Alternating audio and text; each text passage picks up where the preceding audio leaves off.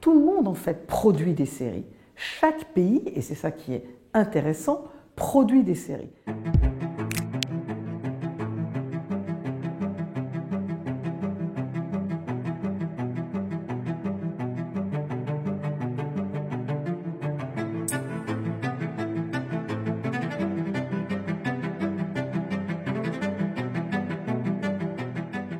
Tout le monde s'est rendu compte de l'engouement du public pour les séries, du fait que les séries quand même pouvaient commencer à voyager.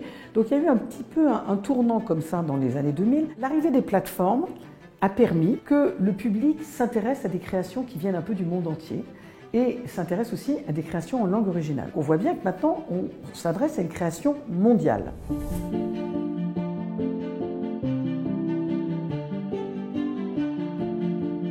Il faut bien voir que 60 à 70% des séries que nous voyons, mais pas que nous les Français, sont des séries policières. On a tous remarqué à un moment, et on a tous beaucoup aimé ce qu'on appelle le Scandic noir.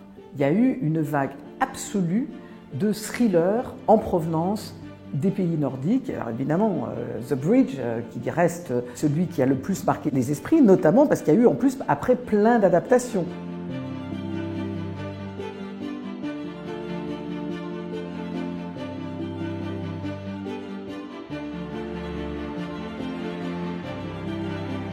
Il y en a un autre qui a fait son entrée très forte, c'est Israël, qui est un pays beaucoup plus petit, 8 millions d'habitants, mais 14 écoles de cinéma, énormément de créateurs qui ont commencé à diffuser leur modèle. Alors avec beaucoup de remakes, bien sûr, mais aussi des séries qui se sont imposées à l'international. Je pense à Shtisel sur les orthodoxes, je pense à Fauda, un peu sur le conflit israélo-palestinien. Et puis il y a d'autres pays qui sont très intéressants, mais qu'on voit beaucoup moins sur nos écrans. C'est par exemple les séries du Moyen-Orient. Et on parle beaucoup des séries du Ramadan, qui sont produites quand justement les gens ont du temps, sont devant la télévision.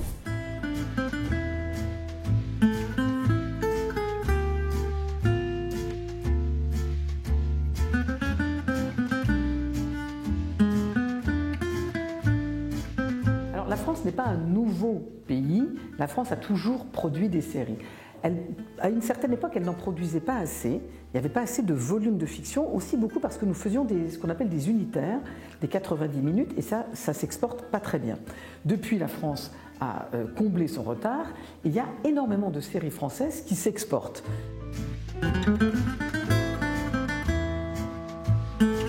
Ces séries qui viennent de pays dont on n'a pas l'habitude, elles nous forcent à regarder un peu différemment. Pourquoi ? Parce que les thématiques abordées ne sont pas les mêmes, parce que parfois il y a un rythme plus lent. Or, les séries anglo-saxonnes nous ont souvent habitués à des rythmes très cut.